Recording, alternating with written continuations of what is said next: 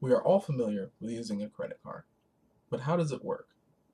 A regular credit card uses a magnetic strip to transfer information from the bank or creditor to the merchant, allowing consumers to pay for their goods and services with the swipe of a card and the signature on a receipt. Unfortunately, this process is not as secure as we would like to think. A standard credit card is susceptible to fraud because it is authorized by visual inspection of a hologram and the cardholder's signature.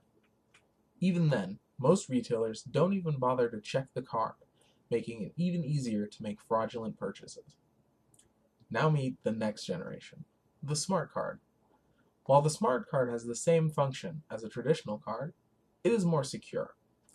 The smart card requires users to enter a personal identification number or PIN to make purchases just like a debit card. In addition, smart cards discard the simple magnetic strip in favor of the more sophisticated embedded microchip. This enhances security and makes forgery much more difficult. Differentiation and characteristics. Smart cards are characterized by an embedded integrated circuit chip, otherwise known as an ICC. The ICC can either be a secure microcontroller or equivalent intelligence memory chip. Smart cards containing memory chips are less expensive than those containing microcontrollers, but rely more heavily on the card reader for security of data. Smart cards containing microcontrollers are like miniature computers with an input-output port, operating system, and hard disk. Smart cards come in many different form factors, including plastic cards, fobs, subscriber identity modules, otherwise known as SIM cards, which are found in phones, and USB-based tokens. Despite the variety in form factor, there are two main types of smart cards, differentiated by whether or not the transmission of information requires physical contact.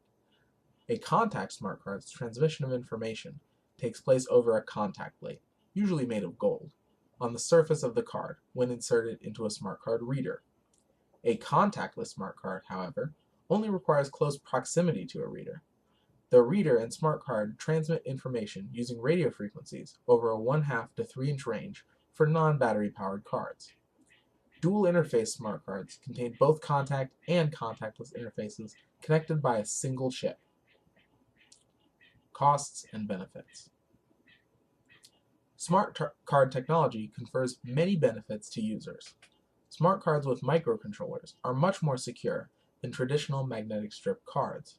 Smart cards are also developed to comply with the International Organization for Standardization and International Electrotechnical Commission standards, allowing for ease of use across the board.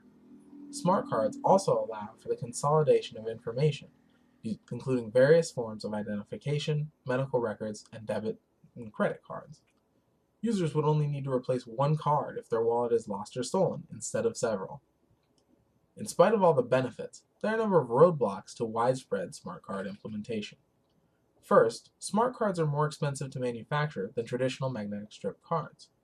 Smart cards containing microcontrollers, and hence increased security, carry a greater cost than those containing simpler memory chips. Second, businesses would need to invest in the required card reader infrastructure, which would be costly. Last, the consolidation of critical information, no matter how secure, is at risk of attack. Current and future implications.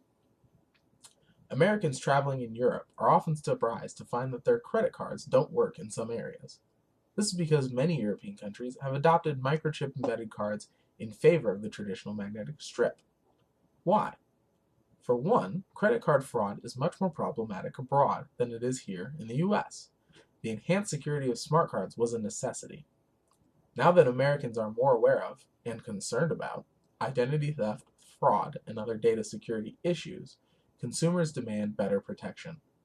JP Morgan Chase and Wells Fargo are currently testing the technology with small groups of customers, so it appears that a wider rollout is much closer than ever before. If smart cards catch on, consumers will enjoy enhanced security and easier acceptance abroad. However, as mentioned earlier, smart cards are more expensive to manufacture. This cost could be passed on to the consumer through higher fees or reduced credit card rewards benefits. In the future, if smart cards replace traditional magnetic strip cards, consumers will have a lot to look forward to. Have you ever been to a store with a rewards program ready to use the membership discount, only to find that you left the membership card at home? In addition to being your credit or debit card, a smart card could be programmed to hold every rewards card or store-specific credit card you own. Library cards, student ID cards, insurance cards, the possibilities are endless.